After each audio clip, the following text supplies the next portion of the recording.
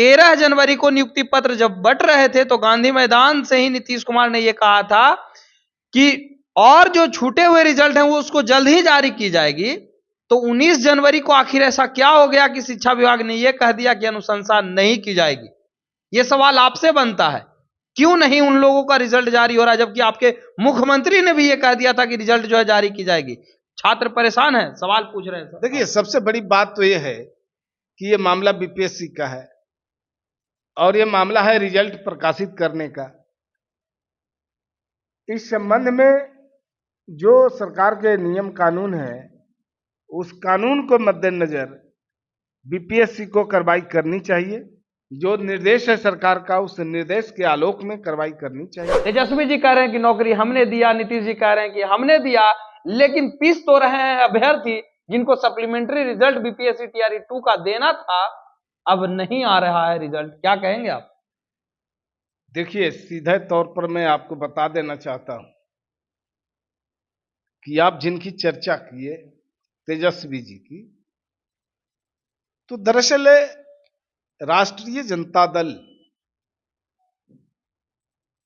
जो पिछले सरकार के कार्यकाल में वो सिर्फ और सिर्फ इस फेरे में लगे रहे लोग कि हमें कैसे सस्ती लोकप्रियता हासिल हो जाए और कैसे कैसे सरकार के कामों में व्यवधान पैदा करने का काम कर रहे थे।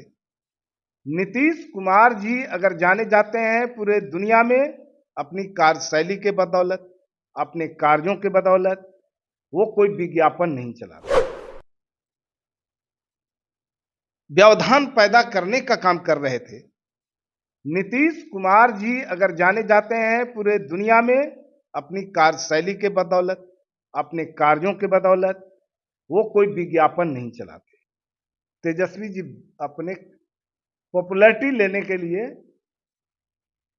सस्ती लोकप्रियता हासिल करने के लिए विज्ञापन चलवाते हैं। नीतीश कुमार जी ने तो वो करके दिखा दिया है जो पूरे देश में, दुनिया में एक मिसाल कायम हो गया। और तेजस्वी जी अंगुली पकड़ के नीतीश कुमार जी ने सिखाया और आज नीतीश कुमार जी के ऊपर अंगुली उठाने का काम किए, ये बड़ी दुखद बात है।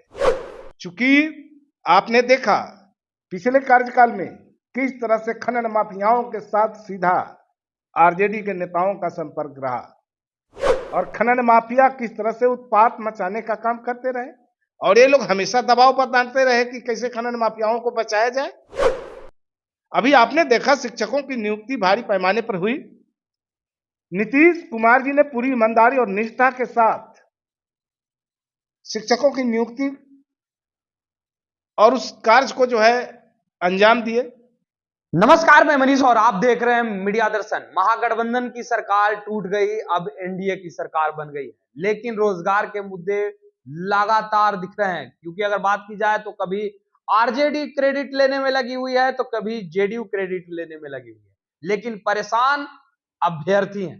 मैं बात कर रहा हूं बीपीएससी टीआरई 2 के अभ्यर्थियों की जो सप्लीमेंट्री रिजल्ट का इंतजार कर रहे थे और उनका अभी तक सप्लीमेंट्री रिजल्ट जारी नहीं किया गया है और शिक्षा विभाग ने यहां तक कह दिया कि अब अनुशंसा नहीं की जा सकती है। इसी मुद्दे पर बात करने के लिए हमारे साथ मौजूद हैं जेडीयू के प्रदेश प्रवक्ता हिमराज राम जी।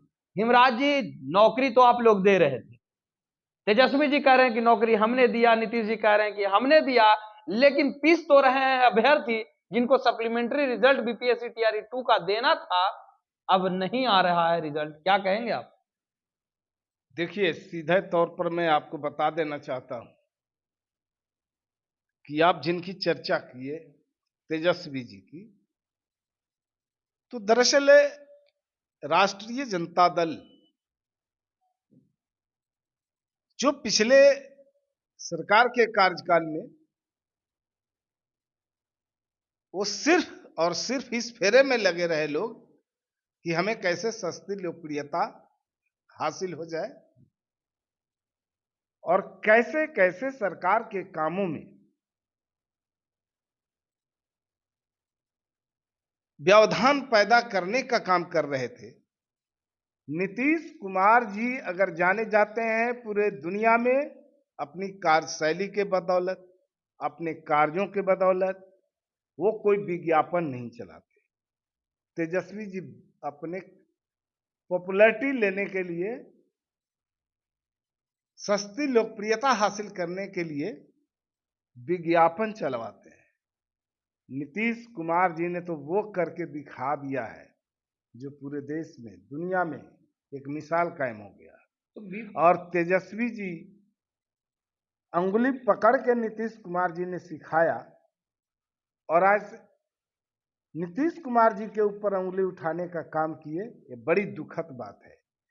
चूंकि आपने देखा पिछले कार्यकाल में किस तरह से खनन माफियाओं के साथ सीधा आरजेडी के नेताओं का संपर्क रहा, और खनन माफिया किस तरह से उत्पात मचाने का काम करते रहे, और ये लोग हमेशा दबाव पर डालते रहे कि कैसे खनन माफियाओं को बचाया जाए। अभी आपने देखा शिक्षकों की नियुक्ति भारी पैमाने पर हुई। नीतीश कुमार जी ने पूरी ईमानदारी और निष्ठा के साथ शिक्षकों की नियुक्ति और उस कार्य को जो है अंजाम दिए, लेकिन आरजेडी के लोग, जो उनकी मंशा रही, जो उनका फितरत रहा, उस हिसाब से उसमें भी गड़बड़ियां फैलाने की कोशिश कर रहे थे, प्रयास कर रहे थे।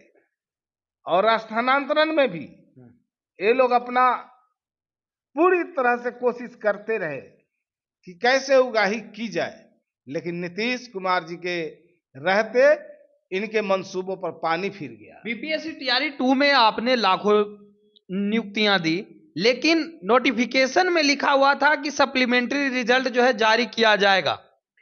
3 जनवरी को शिक्षा विभाग ने रिपोर्ट भी मांगा। 4 जनवरी को अतुल प्रसाद ने यह कहा भी कि सप्लीमेंट्री रिजल्ट पे काम हो रहे हैं। फिर 13 जनवरी को नियुक्ति पत्र जब बंट रहे थे तो गांधी मैदान से ही नीतीश कुमार ने यह कहा था कि और जो छूटे हुए रिजल्ट हैं वो उसको जल्द ही जारी की जाएगी। तो 19 जनवरी को आखिर ऐसा क्या हो गया कि शिक्षा विभाग ने यह कह दिया कि अनुशंसा नहीं की जाएगी? यह सवाल आपसे बनता है, क्यों नहीं उन लोगों का रिजल्ट जारी हो रहा है, जबकि आपके मुख्यमंत्री ने भी यह कह दिया था कि रिजल्ट जो है जारी की जाएगी। छात्र परेशान है, सवाल पूछ रहे हैं। देखिए, सबसे बड़ी बात तो यह है कि यह मामला बीपीएससी का है और यह मामला है रिजल्ट प्रकाशित करने का। इस संबंध में जो सरकार के नियम कानून है, उस कानून को मद्देनजर बीपीएससी को कार्रवाई करनी चाहिए। जो निर्देश है सरकार का, उस निर्देश के आलोक में कार्रवाई करनी चाहिए। अब क्या कमी रह गई है इस बात को तो मुझे नहीं मालूम, लेकिन मुझे इस बात पर कहना पड़ रहा है कि जो विभागीय जो कार्रवाई हो रही है, जो भी कार्रवाइयां होती है सरकार के नियमों के अनुकूल होती है, और बीपीएससी कोई अपना कानून तो बनाता नहीं। तो आयोग तो ये कह ही रही है कि हम उस पर काम कर रहे हैं। शिक्षा विभाग ने कहा कि हमें अनुशंसा की अब जरूरत नहीं है, यानी हमें और सप्लीमेंट्री रिजल्ट की जरूरत नहीं है, जबकि आप लोग 3rd फेज का भी तैयारी में जुट गए। देखिए, सप्लीमेंट्री रिजल्ट का ये कोई अधिकार नहीं है, ये विभाग को ये पावर है, वो कितने सीटों पर नियुक्तियां करनी है और कितने अभ्यर्थी हैं उसमें से कितना का रिजल्ट देना है।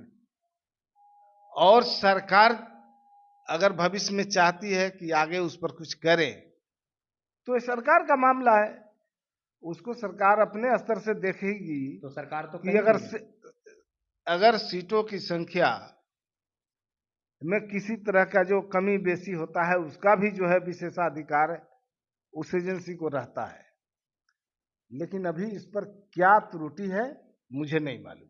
तो आखिर आयोग ने कहा नोटिफिकेशन में कि सप्लीमेंट्री रिजल्ट जारी किए जाएंगे। खुद शिक्षा विभाग ने मांगा भी कि आप सप्लीमेंट्री रिजल्ट जो जारी किए हैं उसे दीजिए जल्द से।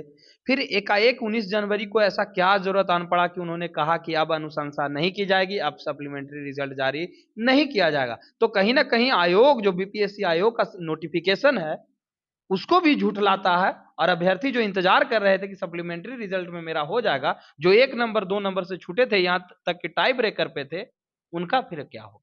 देखिए, आपके जो अभी सवाल है, इन सवाल का जवाब भी मैं अभी कुछ देर पहले आपको दिया हूं कि कोई जरूरी नहीं है कि जो भी डिमांड हो रहे हैं वो सारे डिमांड को पूरी कर ली जाए। सरकार उसे बारीकी से देखती है, उसे समझ करके बुझ करके उसको विभाग में उस पर मंत्रणा होता है और तब जाकर के उस पर आदेश जारी होता है। अब क्या त्रुटियां हैं, मैं आपको पहले बताया कि क्या त्रुटियां, त्रुटि के बारे में तो मुझे नहीं पता, लेकिन इतना जरूर कह सकता हूं कि नीतीश कुमार जी की सरकार में किसी के साथ कोई भेदभाव और पक्षपात नहीं होता है। अगर उनकी मांगे जायज होगी, अगर विभाग ऐसा समझता है कि उसको करना चाहिए, तो निश्चित रूप से उस पर कार्रवाइयां होगी। जेडीयू ये मांग करती है, जेडीयू चाहेगी कि सप्लीमेंट्री रिजल्ट जारी करे। देखिए, ये सरकार का मामला है, सरकार के ही लोग हैं। सरकारी स्तर पर जो कार्रवाई होती है, हमें पूरा भरोसा है, पूरे बिहार के लोगों को नीतीश कुमार जी पर भरोसा है, किसी के साथ कोई भेदभाव और पक्षपात नहीं होगा। ये थे हमारे साथ जेडीयू के प्रवक्ता हिमराज राम, जिन्होंने सीधे तौर पे कहा कि किसी के साथ अन्याय नहीं होगा, किसी के साथ कोई पक्षपात नहीं होगा, सबके साथ न्याय किया जाएगा। साथ ही साथ रिजल्ट को लेकर के इन्होंने कहा कि सप्लीमेंट्री रिजल्ट को लेकर के अभी जांच की जाएगी, देखी जाएगी, जहां अगर कमियां रहेगी तो उसे सुधार करके सप्लीमेंट्री रिजल्ट जारी करने का प्रयास किया जाएगा। इस तरह के तमाम अपडेट के लिए देखते रहे मीडिया दर्शन। धन्यवाद।